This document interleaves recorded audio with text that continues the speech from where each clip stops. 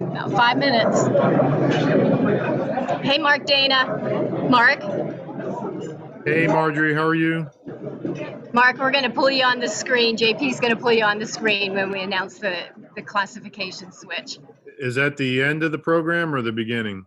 Okay. The beginning or the end of the program? Yeah, we can't hear. Hold on a second.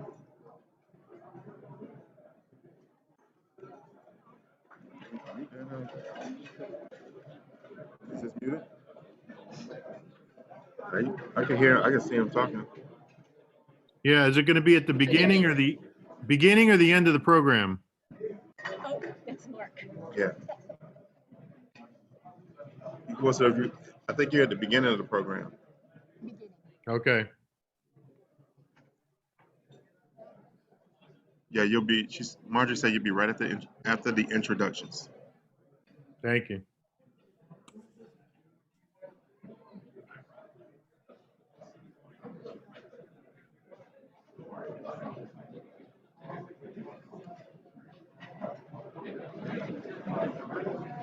Yeah.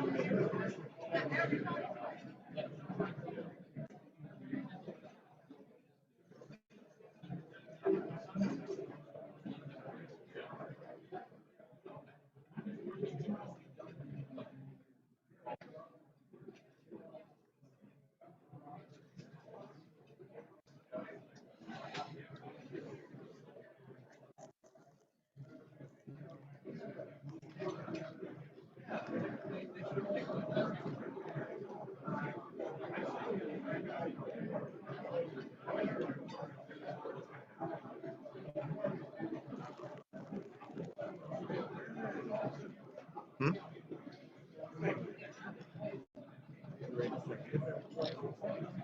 Oh.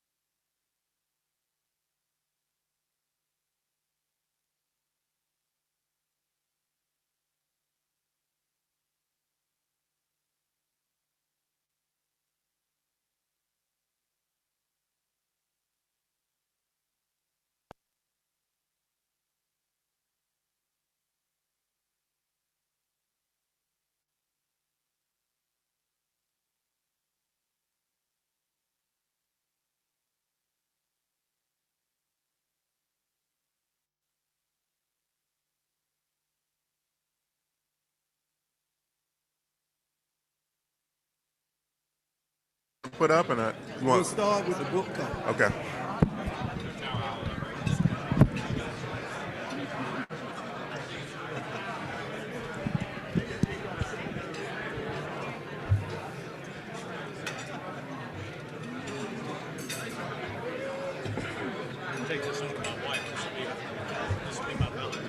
Yeah, how about that? I want to keep this. You know, he's going to keep that. So you gonna be flying back with me?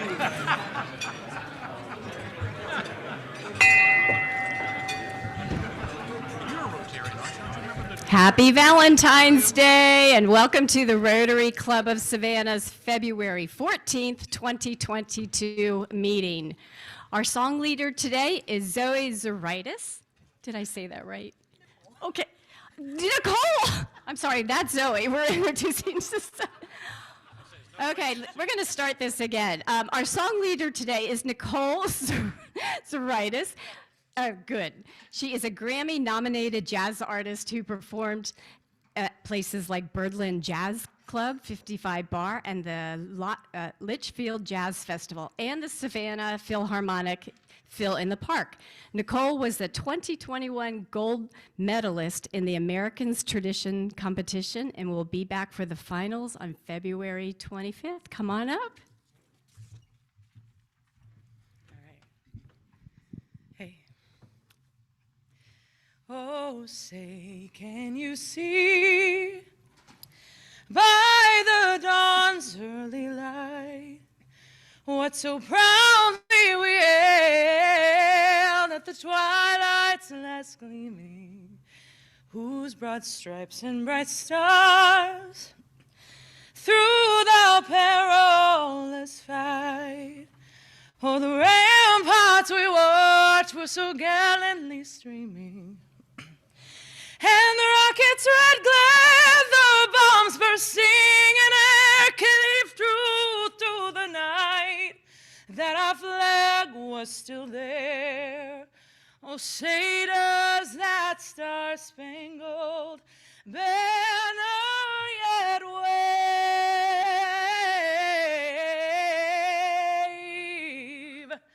Oh, the land of the free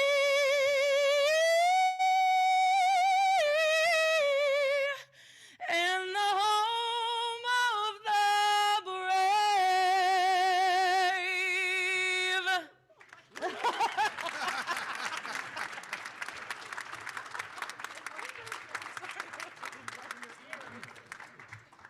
Oh my goodness. Thank you so much, Nicole. That was beautiful. Please join me in the Pledge of Allegiance. I pledge allegiance to the flag of the United States of America and to the republic for which it stands, one nation, under God, indivisible, with liberty and justice for all. Julie Olson will now come up to give the invocation. Thank you. Happy Valentine's Day. And I'll just say, guys in the back, you need to make sure my husband Bill understands it's also his anniversary and do a little tutoring, okay? Having said that, Chief Mentor, can you walk me to my car? All right. Please, Bella. And today, as we do celebrate this day that is set aside to express our love to our family and friends, let us not forget the source of true love and our calling to be loving towards others. Remind us to serve others above ourselves. Show us today and every day new and unique ways to do that and to lift up others. Give us a passion to love and to demonstrate that love through our service. Please bless this food, use it to strengthen us, and use us as your servants. Amen. Please be seated. Rabbi Haas will come to the podium and introduce our guest and Rotarians.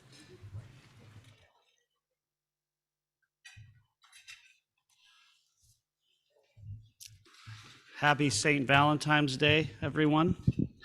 Bill, Julie's husband, convert to Judaism and you're safe.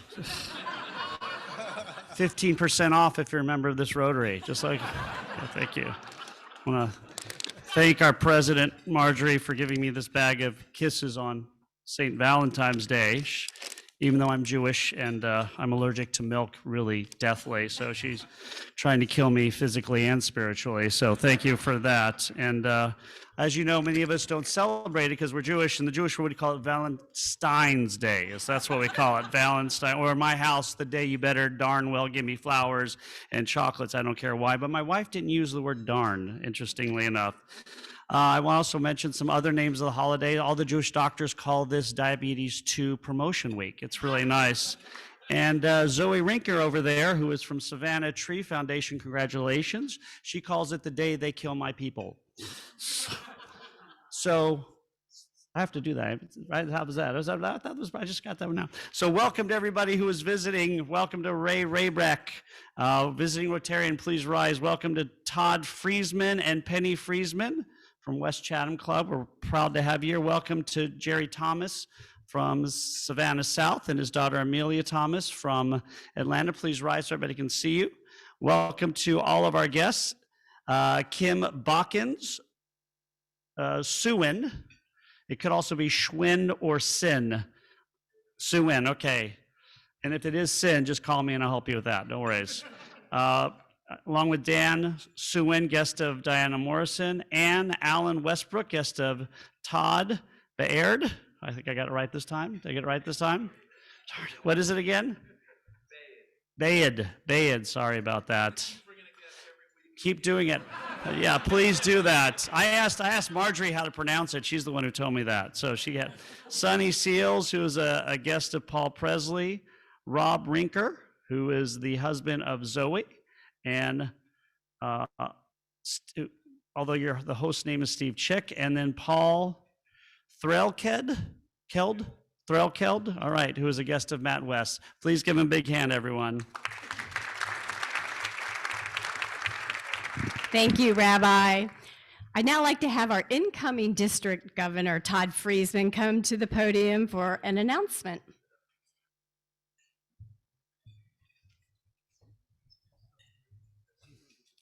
Thank you, Marjorie. I'm actually here in my capacity as a trustee for the Georgia Rotary Student Program. Okay. And a couple weeks ago, I received a check in the mail, and I really wasn't sure what it was for, but it was addressed to Marjorie, so I said, I need to come and give this check to you. And I was going to just drop it by her office, but she said I had to do it in person, so here I am. But this is a check for $3,323, which is given back to your club as part of the Georgia Rotary Student Program's Foundation Incentive Program. And when I took the job, I didn't know they had an incentive program, but your club, with the amount of support you've given over the last year and hosting a student, they generated this check for over $3,000 to come back to your club.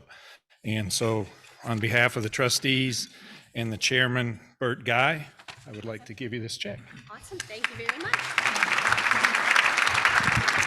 Todd, are we allowed to find out who our incoming GRSP student is? Are you allowed to say yet? At this point, no, you all are, no. So you have selected a student and the offer has gone out to the student, and assuming the student accepts the offer and gets into the college, you will be hosting what was your first pick? So those that were on the young woman from Sweden. Yeah, a young woman from Sweden. So everything should work out, but a lot of times these folks, she's very intelligent, and by the time the offer gets to her, she may be going somewhere else next year. So everything's just got to be accepted, and then we'll let you know formally. All right? Okay, well, we'll find out soon enough. Thank you so much for coming, Todd. All right, now, JP, if you can pull Mark Dana onto Zoom. Mark, are you there? So I now like to recognize Mark Dana in his new Rotary classification. Can you make Mark bigger there? Mark is now the full-time president and CEO of the 200 Club of the Coastal Empire. Mark, congratulations, and You're already in the club, so we don't have to do the formal presentation, but I did want to recognize that you do have a new job. Thank you very much. Absolutely. All right. I now like to have Diana Morrison come to the podium and introduce our new member, Zoe.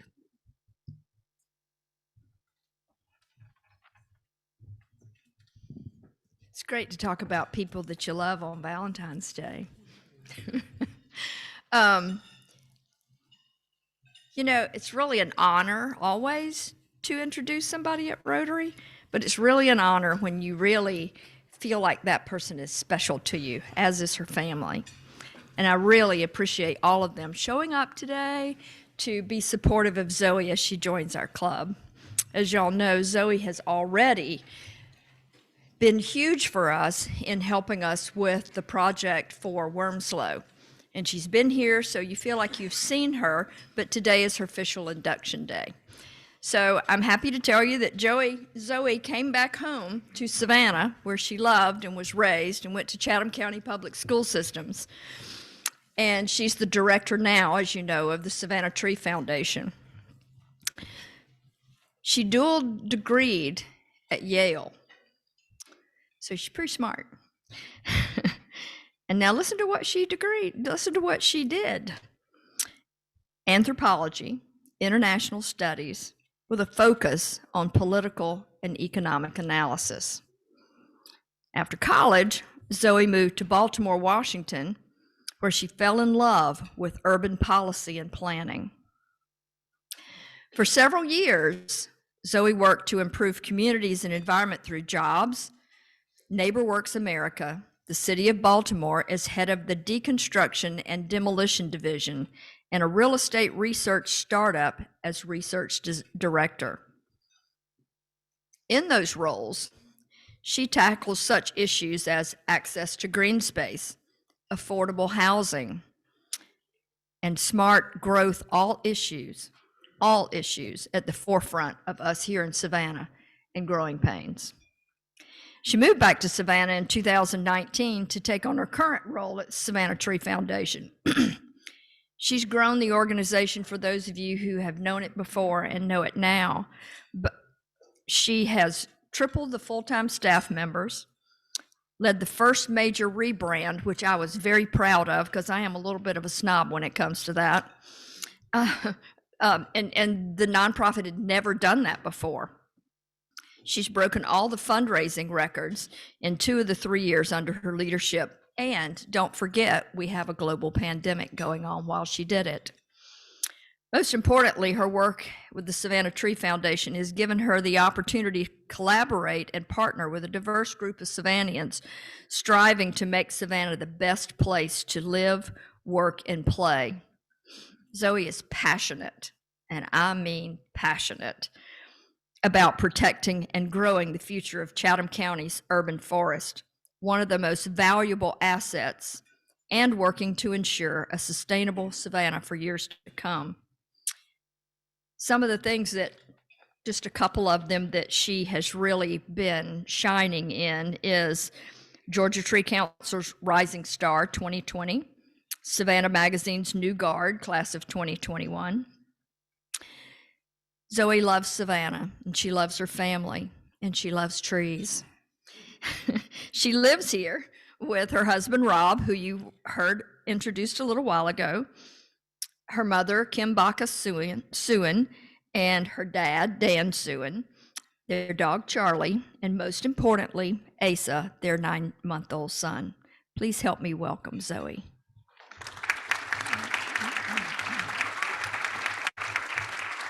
Come on up, Zoe.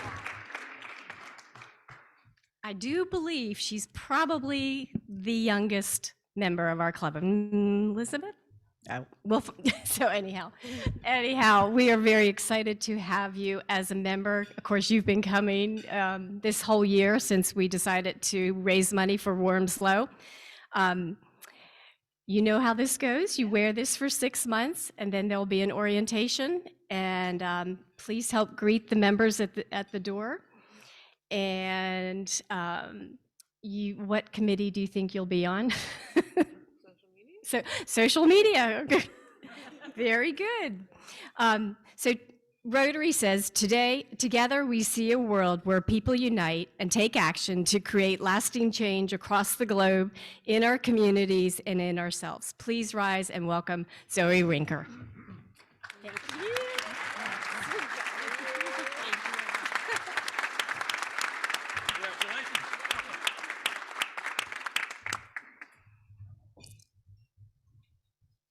Okay, Todd, it's your turn. Todd Gross, please come to the podium to introduce our speaker, Michael Thurmond.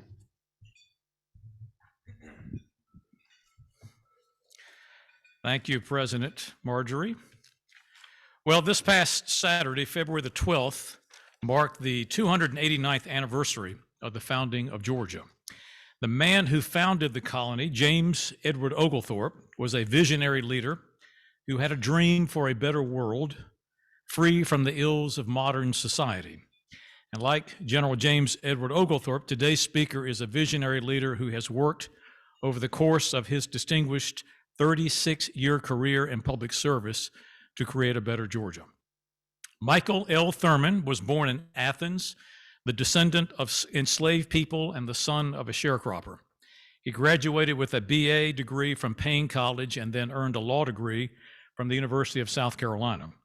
He also completed the Political Executives Program at the John F. Kennedy School of Government at Harvard University. After practicing law, Mike launched his political career in 1986 when he became the first African American elected to the General Assembly from Clark County since Reconstruction.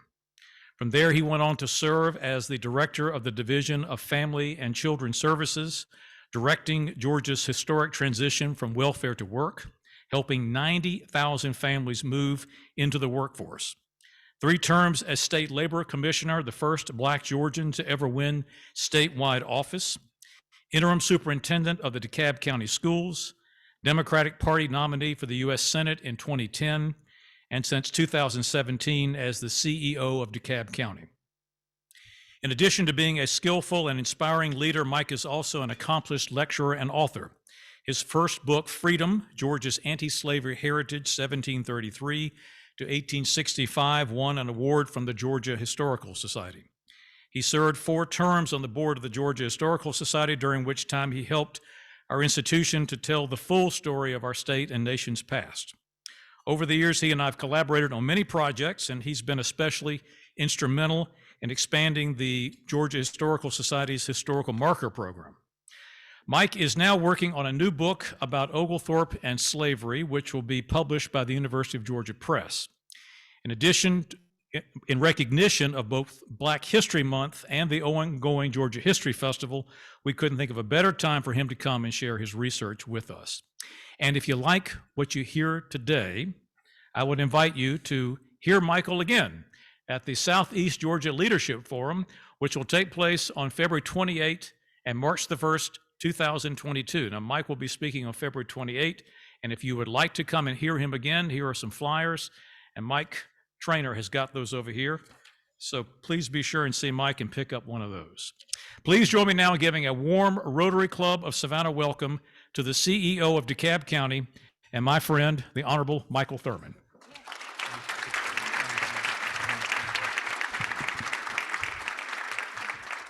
Good afternoon. First of all, let me thank my longtime friend and a visionary leader, a great historian, and a person who has literally democratized Georgia history before my very eyes and both the eyes of all Georgians, Todd Gross. Let's give Todd a round of applause. Thank you so much. And Marjorie, thank you so much for the invitation to be with you all. And I see many friends of long standing. Delighted to be here to talk about one of my heroes, and that, of course, is General James Edward Oglethorpe. You know, when you think about the motto of Rotarians, it's service above self. And that's very similar to the original motto of Georgia, which is not for self, but for others.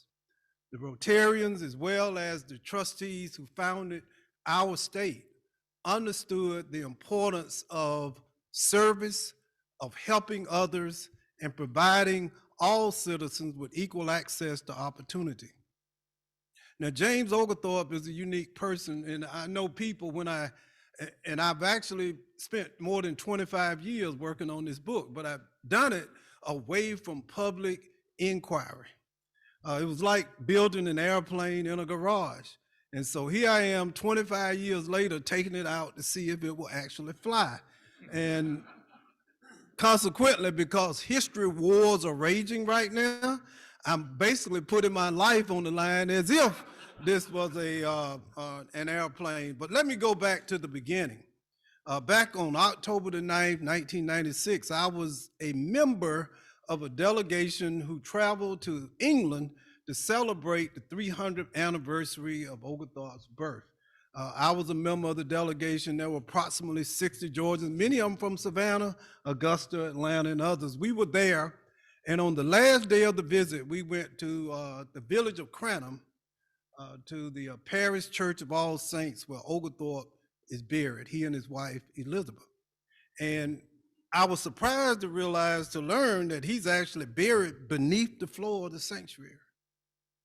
And as we stood there in the late British afternoon, I was reading a plaque that had been commissioned by his wife, Elizabeth, who died 2 years after he did. But the plaque lays out a long list of platitudes and accomplishments of Oglethorpe's life, founding Georgia and fighting and being a great soldier and so on, and helping unemployed, imprisoned debtors find a second opportunity here in the New World, in Savannah, in the colony of Georgia. But one of the inscriptions, one of the sentences carved in that white granite transfixed me. Because in this long list of accomplishments, there's one line. It says, he was a friend of the oppressed Negro. Having grown up in Georgia and taken social studies and studied Georgia history, having been a lover of Georgia history throughout my adult life, I had never heard Oglethorpe described this way. Something that was erected in 1796. He was a friend of the oppressed Negro. I was shocked. Our British guest, Todd, ushered the delegation away to a banquet, but I remained behind in their quieted sanctuary, a sanctuary that was first erected in the 13th century. And there, surrounded by solitude and history, I began to contemplate and become totally confused.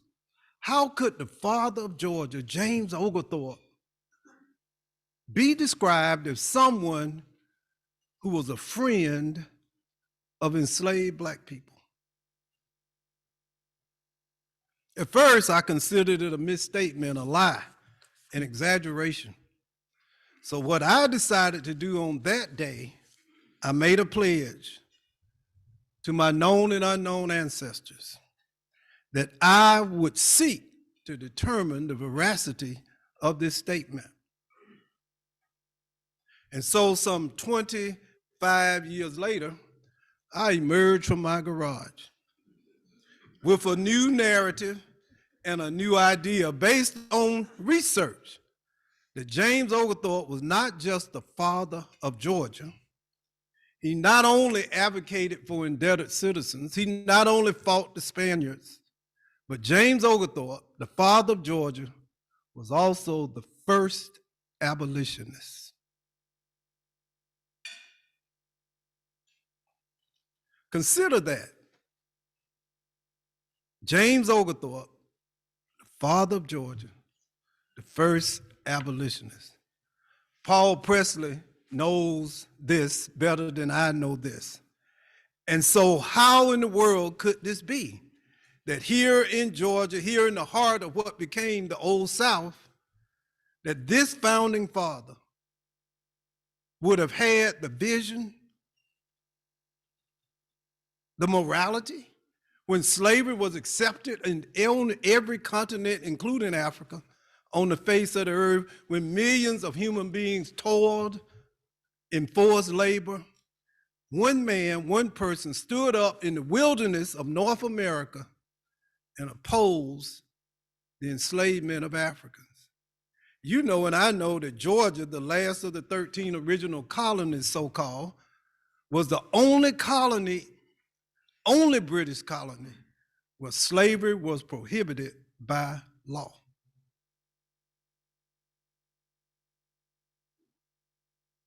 (1735), the trustees advocated and succeeded in having Parliament to outlaw slavery in Georgia, the only British colony in mainland North America where that was true. And it was true, and my classmate from Clark Central is here, it was true because primarily of one person. The only trustee to live extensively in Georgia was James Edward Oglethorpe.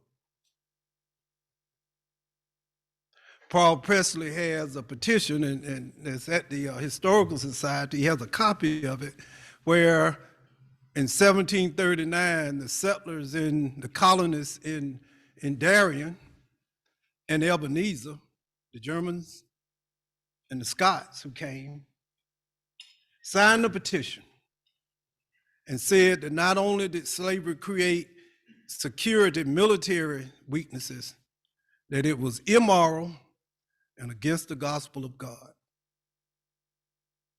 One historian says that this was the first time in the history of the New World where Europeans raised the issue of the immorality of slavery here in Georgia. Now, why is this relevant? Why is it even important in 2022? Why would a Black man, historian, seek to raise and revise the history of a long dead white founding father? Why?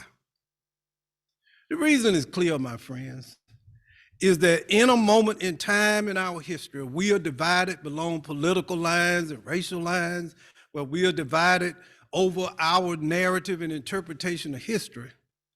I believe that James Oglethorpe, his legacy and his contribution to our state, our nation, our world, brings us to a moment of great reckoning and a moment of great opportunity. He rewrites the history of Georgia. He rewrites the history of America. He tells and shows all of us that not all white people supported slavery, that there were whites who stood up and stood out and cried out for justice for all people.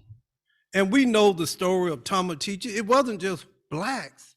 James Oglethorpe embraced all mankind. He treated Native Americans as equal. The great chief, he transported back to England. He created opportunities for all people. Think of the power of that message. Isn't this a message that we would want our children to know and to celebrate? That even in the midst of all, that we can look at people regardless of race, color, or creed, and build bridges and build and open up the lines of communication and create a better world. Then the final thing is this: Oglethorpe was not a beloved figure. We celebrate him now, but in fact, he was run out of Georgia in disgrace.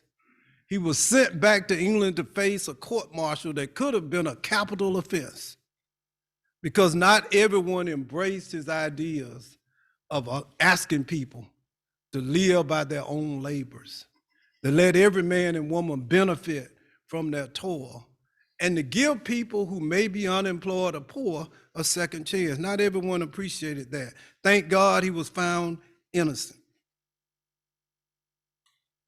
James Oglethorpe speaks to us today as Georgians and Americans.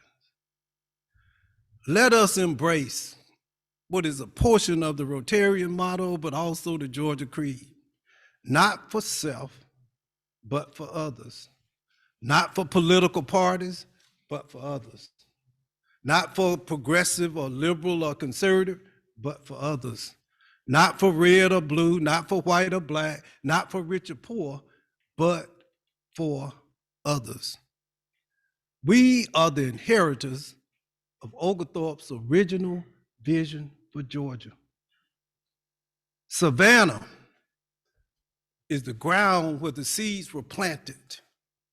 You and I, and particularly you, have a great opportunity. When millions of people come to Savannah every year, let's tell them the complete story. Let's show them who we are. Let's show them who history says that we are, the inheritors of a vision of love, of humanity, of overcoming bias and hatred, of standing up even when others try to shout you down. Because Oglethorpe left in disgrace, but I submit to you this afternoon that he stands as one of the most prominent and important of all of our founding fathers. So, my friends, James Oglethorpe speaks to us today. He challenges us today. He asks us to really understand, appreciate, and emulate what it means to be not for myself, but for those who live in my midst.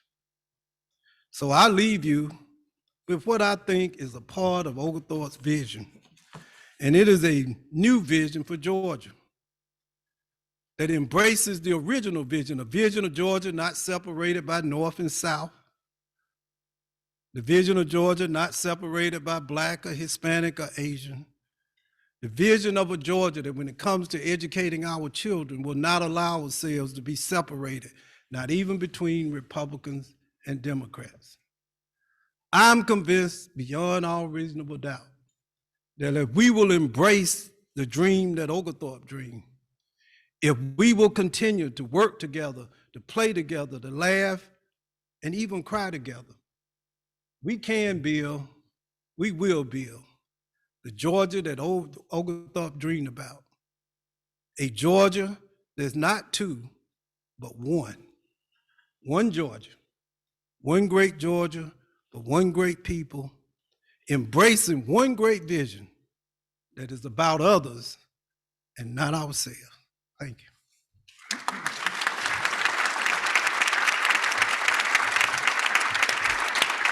What a perfect message for Valentine's Day. That was beautiful.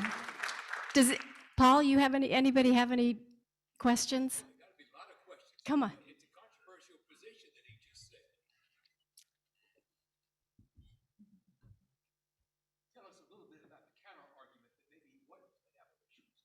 Well, and thank you, Paul. And by the way, give Paul, he's an amazing friend. He has always been there for me and all the great things. And there is a counter argument, and I go in great detail because Oglethorpe, right before he founded Georgia, was the deputy governor of what was called the Royal African Company.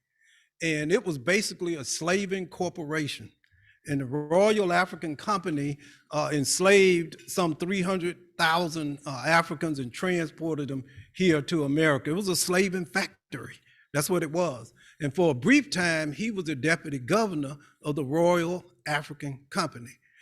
What happened was the gentleman in the turban is Suleiman Diallo. He was actually enslaved by the Royal African Company. In February of 1730, transported to a tobacco plantation in the colony of Maryland. He convinced the slave owner, and he was very literate, he was a Muslim, he was highly educated, and he could write. And so he convinced his owner to allow him to write a letter to his father. Now this is 1730, no UPS, no overnight mail. He writes a letter to his father, number one, informing him that he's still alive, and number two, to seek rescue. Well, the letter travels 4,000 miles back across the Atlantic, and it was written in Arabic, so no one could understand it. It falls into the hands of James Edward Oglethorpe. Oglethorpe was a great historian. He believed in the antiquities. He sent the letter to Oxford to have it translated. Oglethorpe was so affected and moved by the letter itself, once he could understand it, he arranged and paid for his freedom to set Diallo free and paid for his passage to England. When Diallo arrives in England, Oglethorpe is here in Savannah, building the first houses. Diallo becomes LeBron James, Michael Jordan, all wrapped up into one in England, meets with the King and Queen of England. For the first time, acquaints the British people with the intellect and the intelligence and the history of African civilization. There begins the first step in British people acknowledging that Africans are human, that they are intelligent, and they have advanced civilization, which sets in motion what became, some 50 years later, the abolitionist movement. All because James Oglethorpe saw a letter, was curious enough to want to know why and how an African could write a letter, and then acted upon it because he was moved through his own humanity to liberate this man, Sulam Diallo.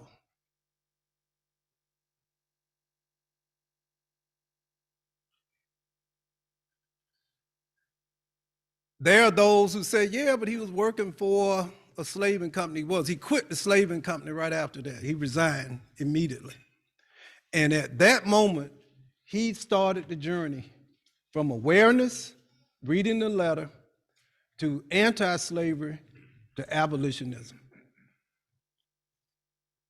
See, we all are on a journey.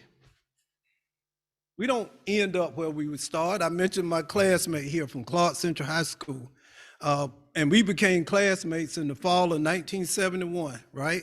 We were the first class of Clark Central High School. We ended segregation in Athens, Georgia.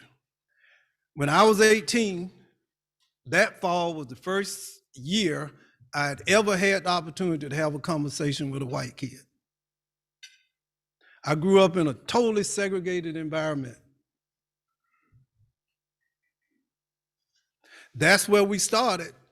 And as Todd introduced and mentioned, this kid who had never had a conversation with a white student or a white child my age became the young man who gets elected statewide in Georgia, where a population is 60% white.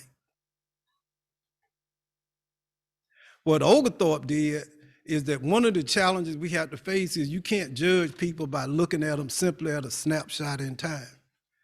You have to watch people evolve and grow. Isn't that what life is all about? And so the subtext of my book is just that. If you look at it at one moment in time, you may see one thing, but if you look at the entire arc of his life, you see a man who was able to engage, to learn, to grow and evolve, and ultimately to make a huge contribution to the humankind on the place of this planet. Not perfect, no one is. Not always who he was, but no one is, but he became a great man. And that is the message that I think all of us can benefit from. Yes, ma'am.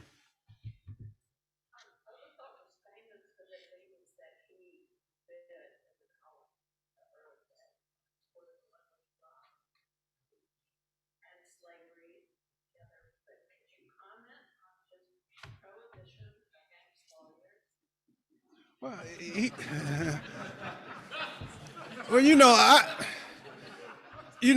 think now, rum, slavery, lawyers.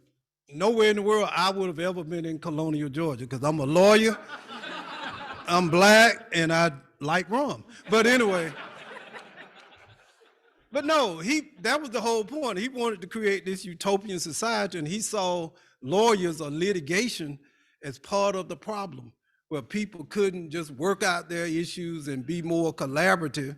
And just like we do even now, lawyers have a reputation of being litigious and creating conflict and controversy. So he wanted to create this utopian society here where every man and woman, number one, would work hard and benefit from only the sweat that came from their brow, which is why he really detested slavery. He didn't believe that anyone should benefit from someone else's labor without compensation. And let me just tell you, the political polling didn't go well for Oglethorpe. He was not a popular guy. He was just not a popular guy, but that's what he believed. He believed it because the British Royal Navy had this system of impressment where they would just come pick you up in a pub and force you to go work on a naval vessel and pay you very, very low wages. He wrote a book entitled The Sailor's Advocate.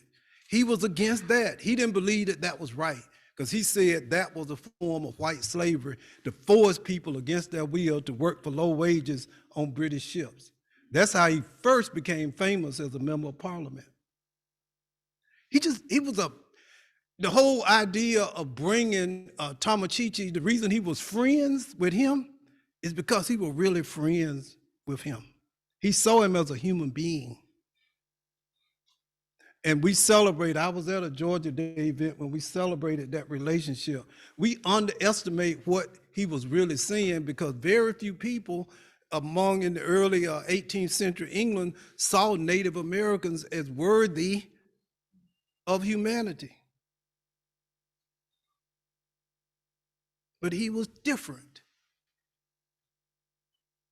And he challenges us to be different. He says that you don't have to be perfect, but we do have to evolve, which is what he did. Thank you.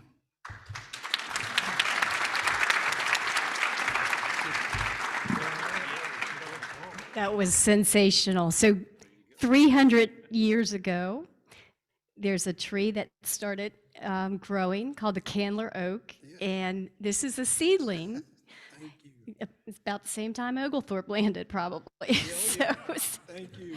Absolutely. Here's some directions on how to plant it, and Zoe can give you. Yes. Yeah. The planting season is going to be ending soon, apparently. So anyhow, it will grow. You're up in Atlanta. Yes. Yeah, it should grow up there. Yeah. Very good. Well, thank you. That was wonderful. I've got a lot of comments on the text. Bren Grant said, "This is absolutely fabulous. Your talk was wonderful." Okay, Sherry, come on up. We just restarted the raffle. Okay, so this is for what? All right. So pull out your raffle ticket. We haven't done this since pre-pandemic time. Is it the number 37 is the winner, Sherry? Oh, it's $37. Oh, and Michael, you actually get to pick the winner. You get to pick the winner. Okay. For $37, the last four are 1157. There we go. Very good. There you go. And then we actually have some swag today.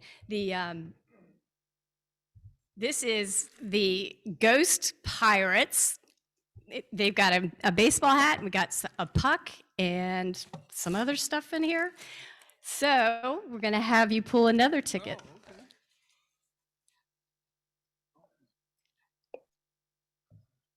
All right, got swag. Okay, 1139. 1139.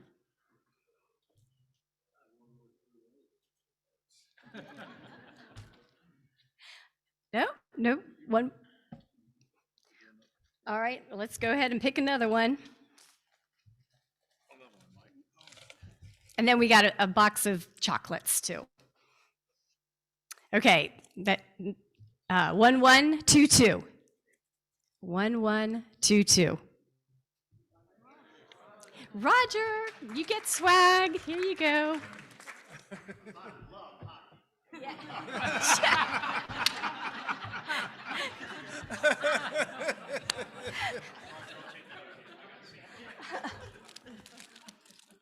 for those of you that forgot to bring something home, this could save you.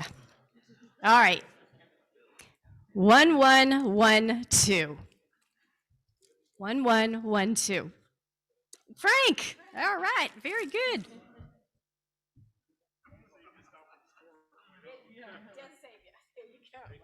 Thank you.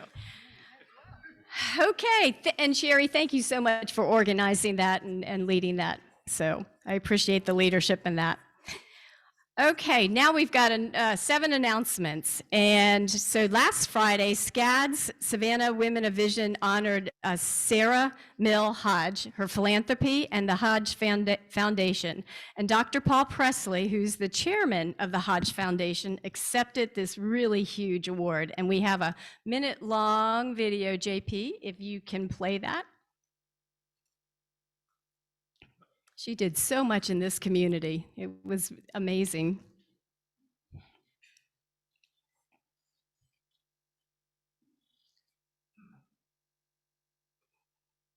Mills Hodge was born in 1875.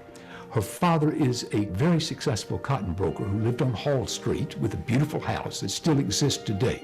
No one would have predicted that she would become a benefactor to the extent that she did of the black community in Savannah in the 1920s and 30s. She thought that early childhood education was so important.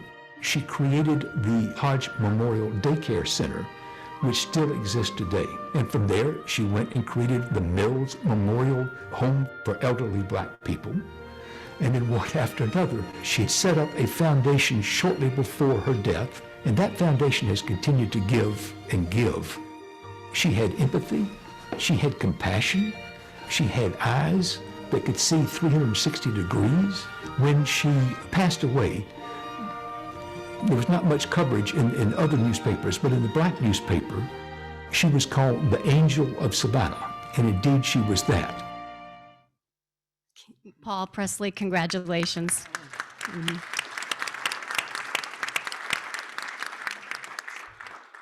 I also want to congratulate Camille Russo with the new JA Colonial Group Discovery Center. That place is awesome. So right after the ribbon cutting, we all went up there and said, let's do a party with a purpose there. So we're going to do that, raising money for the JA, and they already have a date figured out, and it is May 12th. So Camille said, and by the way, we have a liquor license there. I went, oh, okay, of course, that makes sense. And what are they learning there at the Discovery Center?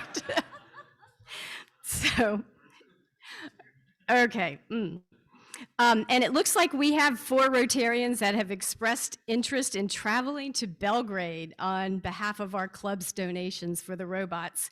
They leave May 4th through the 10th. And I mean, those are 4 paid slots, but if you're interested in coming, you can also come. So, but for sure there's 4 paid. And this is the last week I'm going to say it.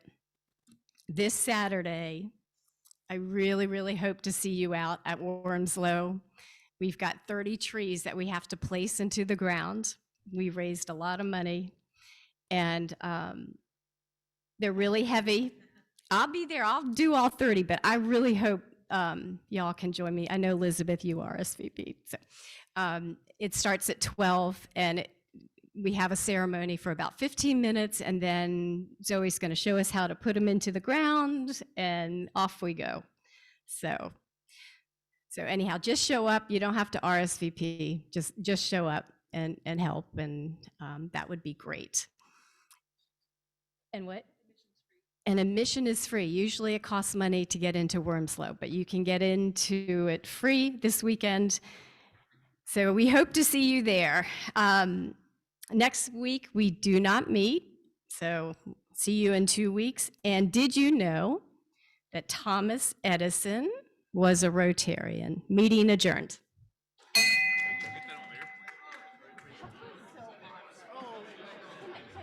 re-videotaped it. Am I allowed to put it on public on YouTube? Yes. Is that okay? I want to shake your hand. I'm telling you. Are you running for something? Can I vote for you? Wow. I'm serious. That was